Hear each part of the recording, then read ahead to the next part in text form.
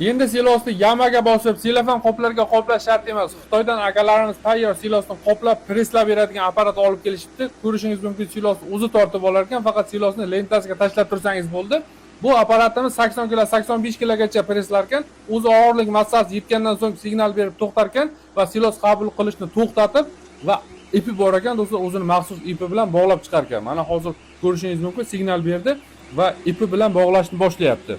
Buni qulaylik tomoni faqatgina silosni emas, balkim istalgan turdagi yer yong'oq deysizmi, loviya deysizmi, bida deysizmi, hammasini presslab mana shunaqa bog'lab berar ekan. Juda ham zo'r apparat, do'stlar, ko'rishingiz mumkin. Hozir mana bog'layapti. Mayda silosni qanaqa presslab dumaloq qilib chiqarishini ko'rasiz. Apparatimizning yana bir qulaylik tomoni, apparat tayyorlab bergan silos, do'stlar, 2 yil muddatgacha o'z holatini yaxshi saqlab turadi. Hozir do'stlar presslab bog'lab bo'ldi. Keyingi jarayoniga keladigan bo'lsak, silosni mana shu yerga tushirib, o'zi yonboshdagi kilonka bilan yaxshilab qisib, mahkam o'raydi. Do'stlar, siz buni bemalol hovlingizning bir burchagiga bosib qo'ysangiz ham bo'ladi, chunki buni hech qanaqa sassiq hidi ham, nojo'ya ta'siri ham bo'lmaydi. Kalamush, chichqon, kresalar buni tisha olmaydi, do'stlar. Bemalol olib foydalansangiz bo'ladi.